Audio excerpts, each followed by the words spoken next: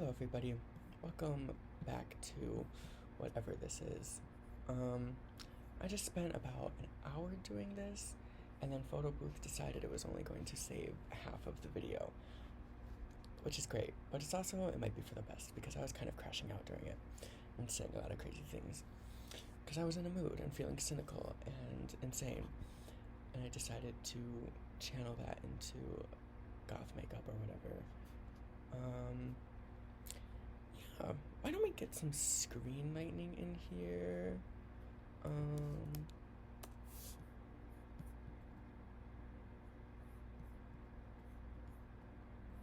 Does that work? Does that work? Okay, sure. Today is going to be part 2 of the very long awaited music that I liked of 2025, okay? Now, this part is going to be stuff that was actually released this year, and the songs, the albums, but then also what I'm looking forward to this year in 2026. So, 2025 music that I really enjoyed, okay? Let's start off with the individual songs, and we're just gonna get the most embarrassing thing out of the way first.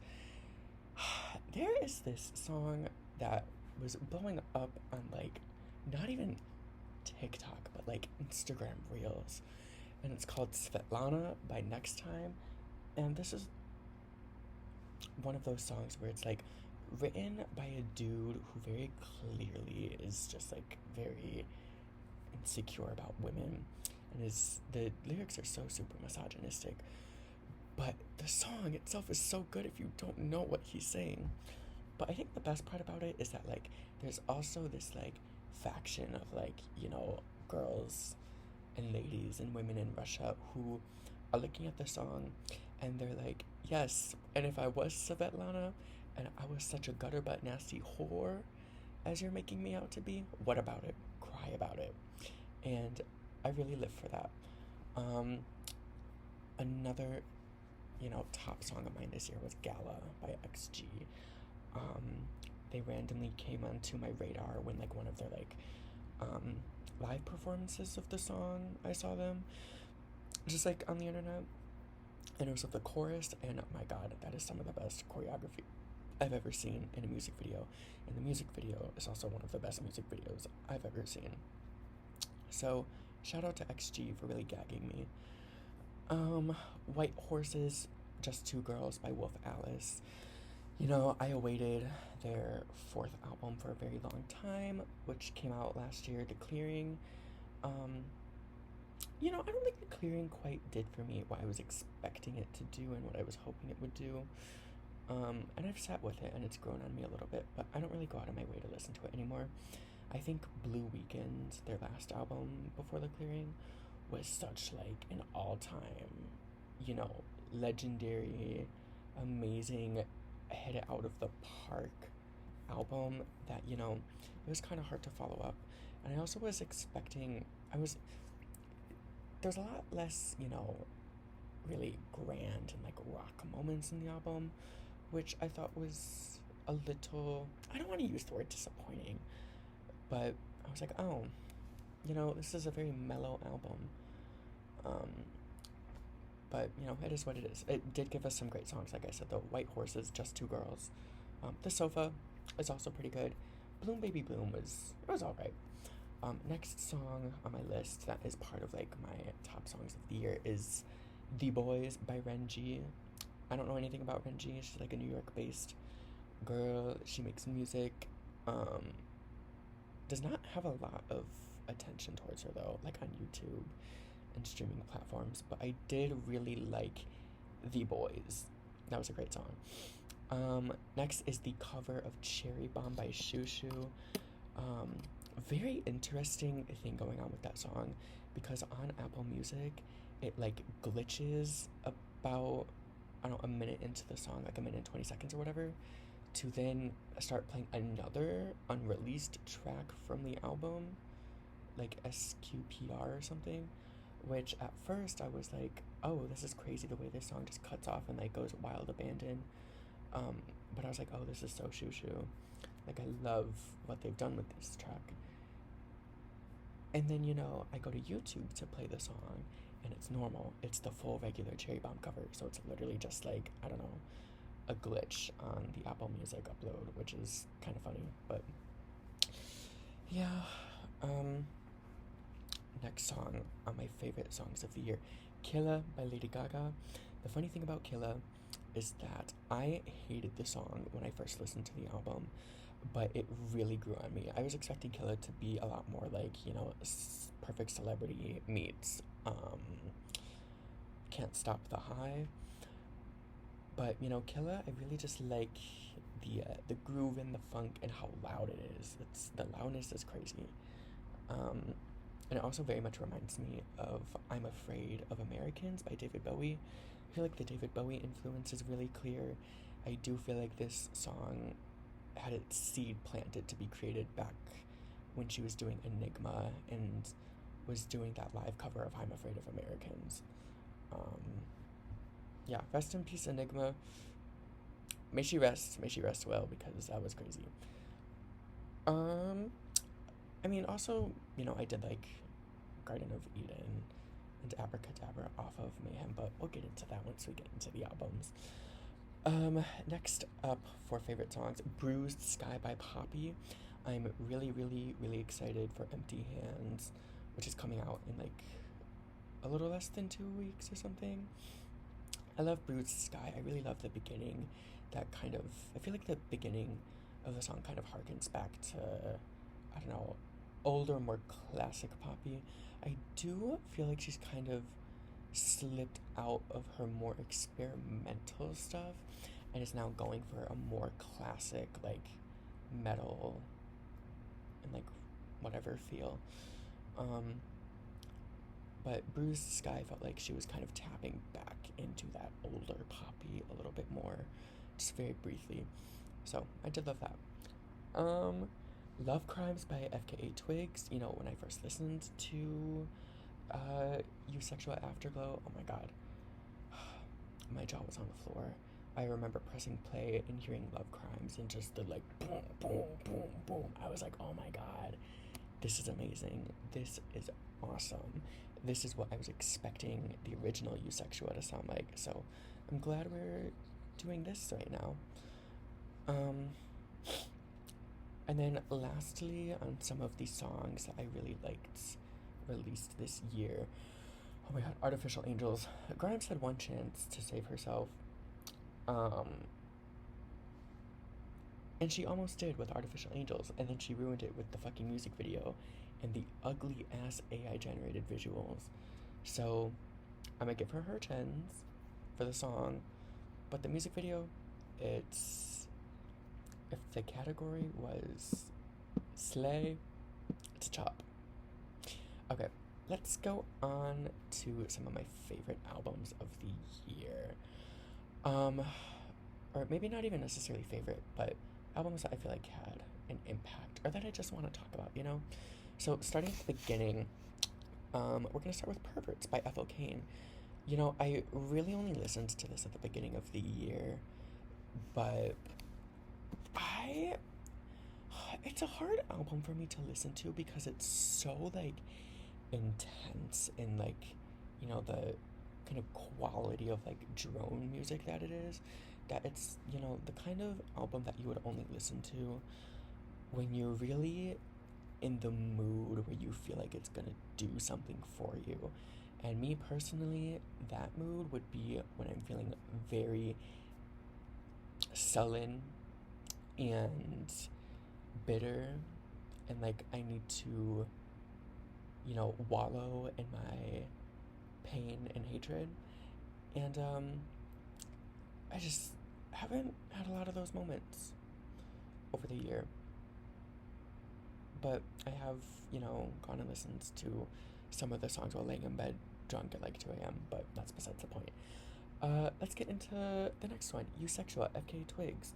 I was really anticipating Eusexual, especially with Drums of Death. Oh my god, Drums of Death is like, that's a once-in-a-generational song.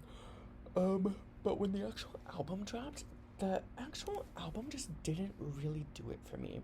And that's okay, because like I said, we got Afterglow, and that album did it for me.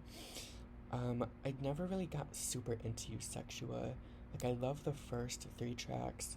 I love Childlike Things, but all of the other songs I felt like just weren't ones that I felt like I wanted to go back and listen to again, you know? So that's how I feel about Sexua. I know it's probably a little bit of an unpopular opinion, because I feel like a lot of people reacted really positively and strongly to that album. But that just wasn't the experience that I had, and that's okay. Next up is Choke Enough by OK Lou. Great album. I, you know, Harvest Sky, my god, talk about a club banger. I, where do I have to go to find a club that will play Harvest Sky? That's what I want to know. There were also some moments in this album that kind of reminded me of like Alexei Vishna, who was like an 80s Russian pop kind of singer, which I thought was interesting. So shout out to OK Lou. And then she also dropped the deluxe version this year, in which we got Dance 2, which I have also been obsessed with recently. I can see why she left it off the standard edition though, because I feel like there wouldn't be room for Harvest Sky and Dance 2 on the same standard edition of the album. But yeah, those two songs I did really like, and I did enjoy the album overall as a whole.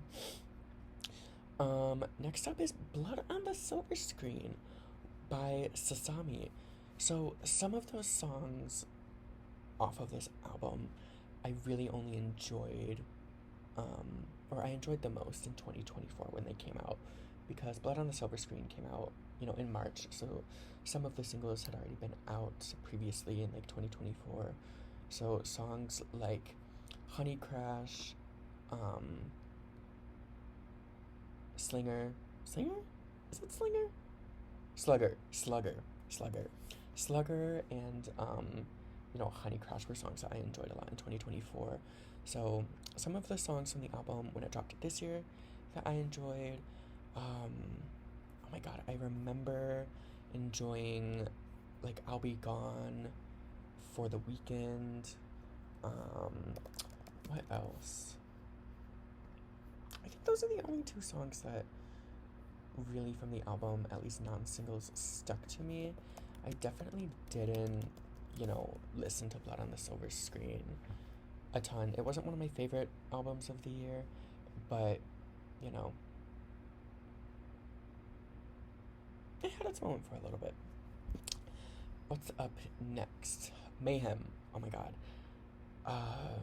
I'm gonna try and keep this brief, or else I'll just go on and on about it, because I also have a lot that I want to get through.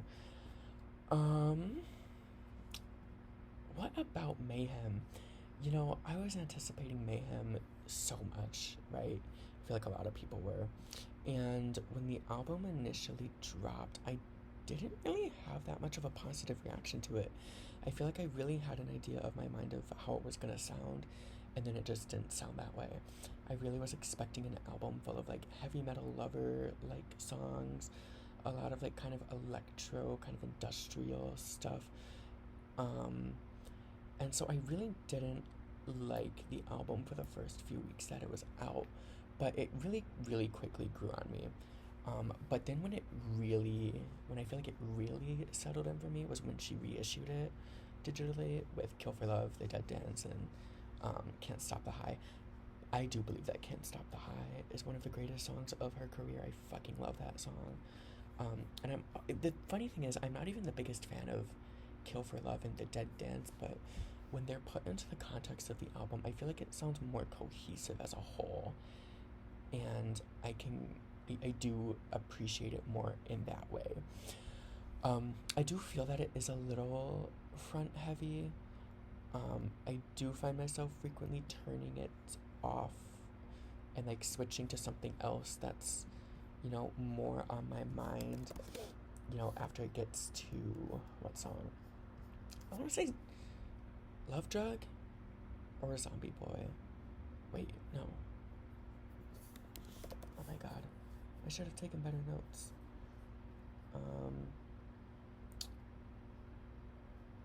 Yeah, like Love Drug, I feel like is the point where it kind of falls off for me. But still, even as a whole album, I think it's pretty good. It's a very welcome follow up to Chromatica. You know, I'm sorry, I'm gonna say it, I do not like Chromatica. It did not age well for me. I really ate it up around the time that it came out, but over time it just didn't sit right with me. I feel like a lot of the production and the writing and the lyricism was some of her weakest, and that's fine. I mean, songs like 911, Replay, um, I think the only songs off that album I can really genuinely say something positive about nowadays. But you know, it is what it is. What's up next? We've got Iris Silver Mist by Jenny Fall. You know, I discovered Jenny back in like 2020. Well, I discovered her quite a few years ago when I was recommended Blood Bitch by somebody, and I did not like Blood Bitch when I listened to it the first time. But then, like, maybe a year or two later, I had just started thinking about conceptual romance, and I started, you know, really listening to, you know, conceptual romance from Blood Bitch again, and like really liking it, which then caused me to listen to Blood Bitch more, and I realized that it was actually a really good album. It just needed some time for me to mature and like get into it, and um, so I was really anticipating Iris Silver Mist, or Iris Silver Mist, yeah, and I think it's a really solid album. Um, I do really have to give her props for The Artist is Absent. That is an amazing song. It is definitely one of my favorite songs of the year. I'm gonna give that one a star. The Artist is Absent. Both the original album and extended version. I'm so happy she released an extended version because the album version just felt really short. And I'm very thankful that we have both versions. One to really fit in the concept of its home in the album, and one where it can stand on its own as a stronger, more fortified song. Shout out to Jenny. Good for her. Next up, Evangelical Girl is a Gun. I love the title track. It's a cute album. I'm gonna keep this one brief. I do listen to it every once in a while. It's a cute album. Tequila Coma. Shout out to Yule. Evangelical Girl is a Gun. Evangelical Girl is a Gun was a cute moment. The Clearing, Wolf Alice. You know, I feel like we talked about her enough already, so let's move on. Let's put a star on White Horses and Just Two Girls, though. Love those songs. Purity Ring, self-titled. I don't have a lot to say about this album, except, you know, I've put it on a few times while, like, at work and kind of just put it on, had it in the background and listened to it. I really can't say anything about the individual tracks, but the sound as a whole, you know, kind of just listening to it and going with it, I very much welcome. So, shout out to Purity Ring. The BP. Ladies and gentlemen,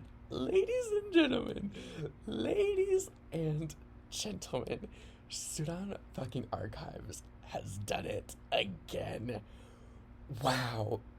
You know, when I listen to music for the first time and I put on an album, it is very rare that I immediately connect with the album on the first try or listen and like it.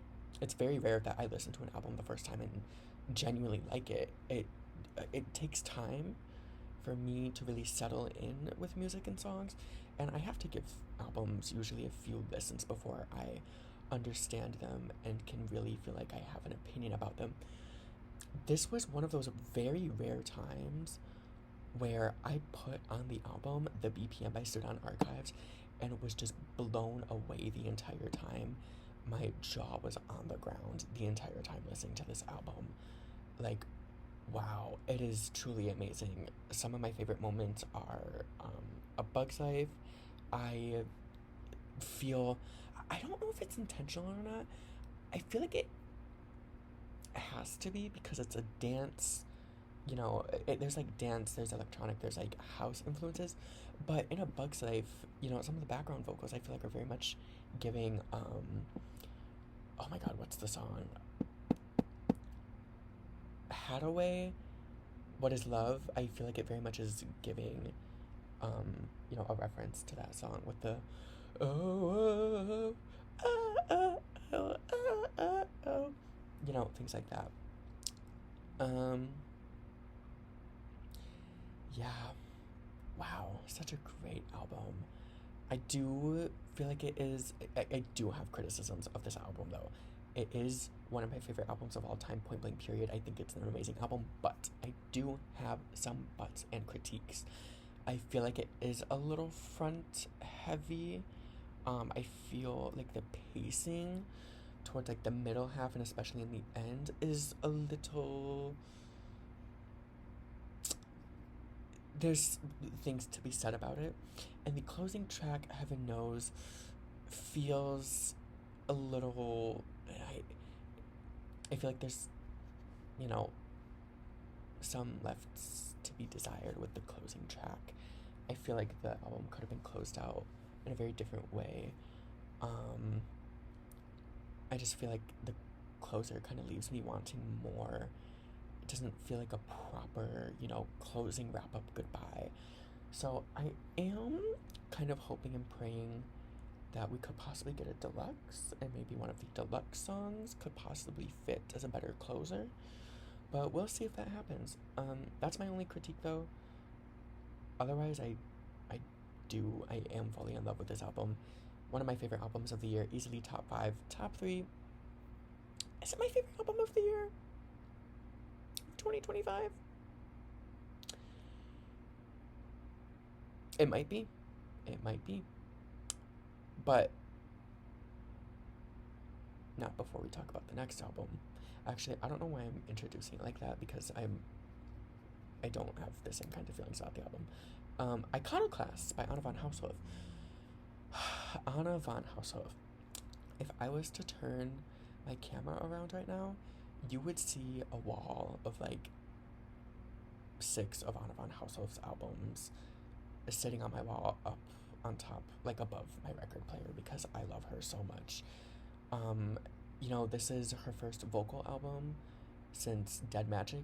We obviously did get All Thoughts Fly, but that was purely instrumental. And while it was a great album, I feel like, Iconoclast feels more of like a follow-up to Dead Magic. Yeah. So Iconoclast. I had been anticipating and waiting for this album for years. At the very end of 2023.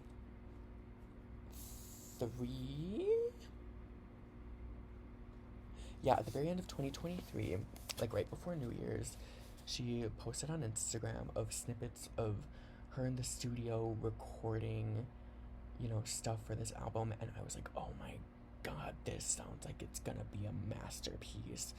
I was really expecting almost like a classical experimental album that sounds like it could have been like a horror movie soundtrack, and I don't think that's quite what we got. I think I need more time to sit with it, and the more time that I do spend with it, and I do spend with the tracks, the more I feel like I understand them and can have opinions about them. Very much so do I feel that way with The Mouth. Oh my god, The Mouth was one of my favorites on my first listen, but only recently, like within the past few days, have I really been listening to it with like intent and processing a lot of the nuances to the songs. And I do really love The Mouth. I think that's an amazing track. The album itself, I feel like it's a really dense album. Or I don't know if dense is the word that I would use, but it's a long album. It's over an hour. There's a lot of tracks. There's a lot of like weaving, I feel, of the songs. So there's a lot of like instrumental motifs throughout the album that come in, at various points. It is still one of my favorite albums of the year. Just based on the sound and the overall arching, concepts of the album. But I do feel like I still need time to sit with it to really understand it more. yeah, shout out Town of Fun House of. Let's put a pin and a star in the mouth, and also the Iconoclast, the title track. I love those two songs. What's next? Cosplay, sorry. Oh my god, this was a sleeper hit for me. I remember listening to it when it first came out, and I was just like, okay, this is cute. But then I started listening to it more and whatever, and it really grew on me. I really love the opening song, Echoes. Echo, echo, echo. Um, so I do love Echoes. We're gonna put a star on that. So put a pin, put a star, put a star pin, put a star-shaped pin in Echoes by Sorry from their new album Cosplay. Grower, shout out to the growers, shout out to the albums of 2025 that were growers. Cosplay was one of them. Cosplay by Sorry. Yeah. What's the next one?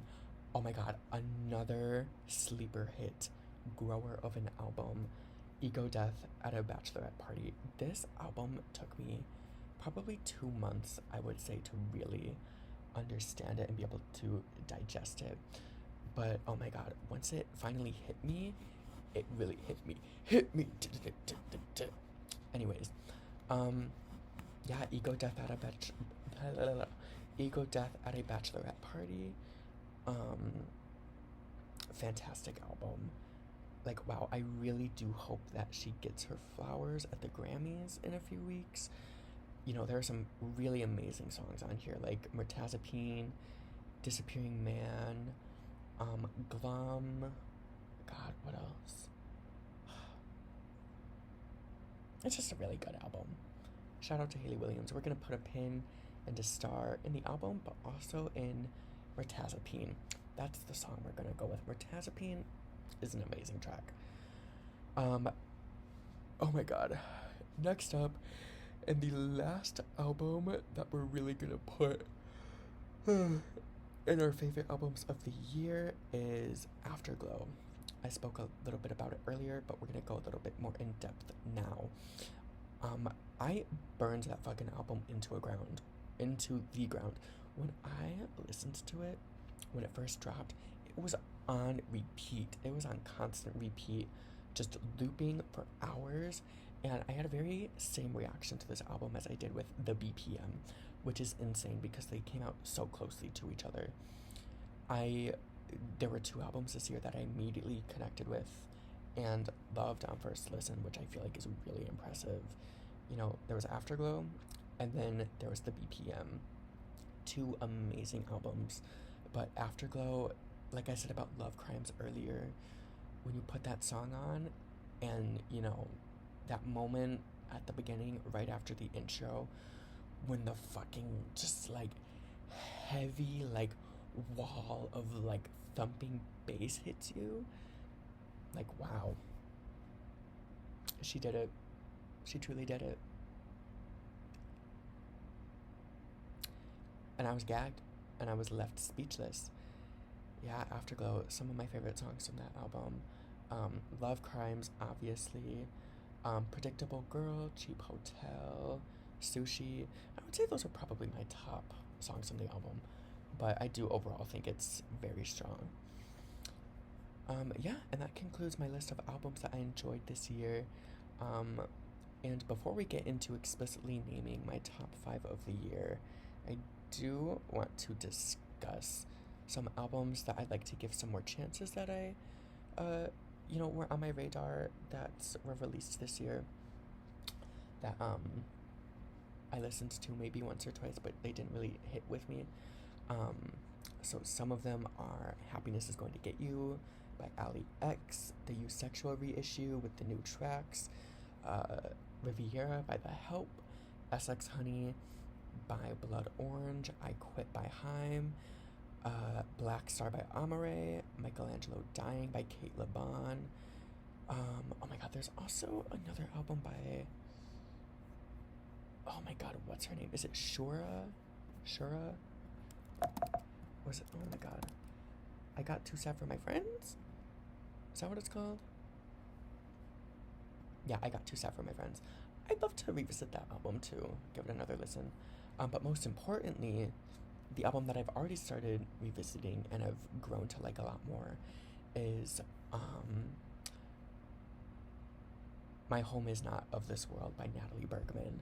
I, listened to the singles when they came out. So Gunslinger, Dance, I really loved those. I listened to the album, it didn't really do it for me. But then, over the past few weeks, I started listening to the album again and was really liking it. So shout out to Natalie Bergman. I'm gonna give that album some more tries this year. Yeah, let's discuss and talk about what I would say are my top 5 albums of the year. Now, this is in no particular order because it's impossible for me to rank these albums. But we're gonna say Ego Death at a Bachelorette Party by Hayley Williams, Mayhem Reissue by Lady Gaga, The Iconoclasts by Anna von Hauswolf. I know it's technically titled Eusexual Afterglow, but I like to just call it Afterglow. I like that title more, so I'm just gonna call it Afterglow. Afterglow by FKA Twigs, and The BPM by Sudan Archives. Those were definitely my top moments from this year, and I do think I think I had a very, with these albums, I had a very wide array of reactions to them, which I think is really interesting. So, shout out to those 5 albums, put a pin in them, give them a star. And lastly, before I end this video, I'm going to talk about some things that I'm looking forward to this year in 2026. Also, side note, when Abracadabra premiered at the Grammys, I cried. Anyways, 2026 moments I'm looking out for. Number 1. I just got chills. The 3rd and final act of Beyonce's 3-act project. I, for now, in my head, am calling it Betty Black. I do feel like there's a very high chance that could be the album title. So Betty Black World Domination is coming. I'm very, very excited for this album.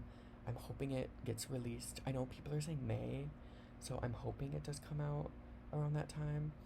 I'm very excited for her to lean into, rock influences. Looking back at songs like Don't Hurt Yourself, that was a very rock Beyonce moment. But then also some of her rock moments that she's had in the past. Was it Freakum Dress that she did that rock performance of? I think so. I do think in the 3rd and final world tour for this album series, she will finally perform Freakum Dress, and oh my god, Sweet Dreams. No, yeah, Sweet Dream. But I think Freakum Dress will be in a specifically rock influenced way. Maybe not necessarily Sweet Dream, but I'm only bringing that one up because she has teased both songs during the previous world tours, both of the previous world tours, both for Renaissance and Cowboy Carter.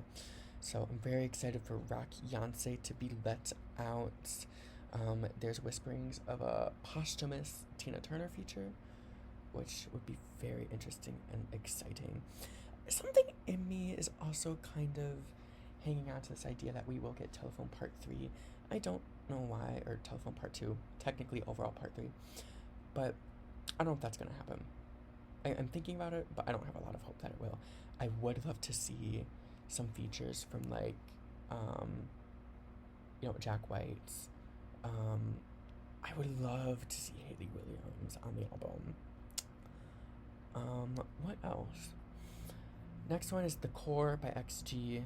I'm just gonna be tuning into that when it drops because it's got Gala on it. I think. Empty Hands by Poppy. I really liked Bruised Sky, so I'm gonna be tuning into that. I think my second most anticipated album for 2026 is Shoe Motherfucking Shoe Volume 1 by Shoo Shoo. I talked about how I felt with,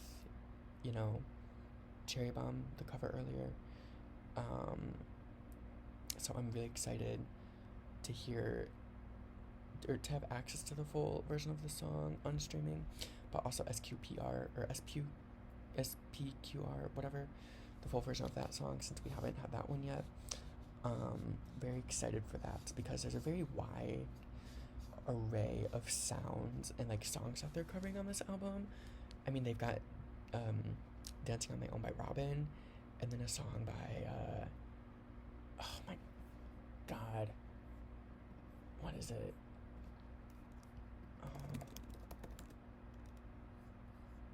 Liquor Some by Glorilla. The concept of Shoo Shoo covering that song, crazy. I actually have never even heard it, but just the concept of covering a Glorilla song. I'm very, very, very interested to see how this turns out.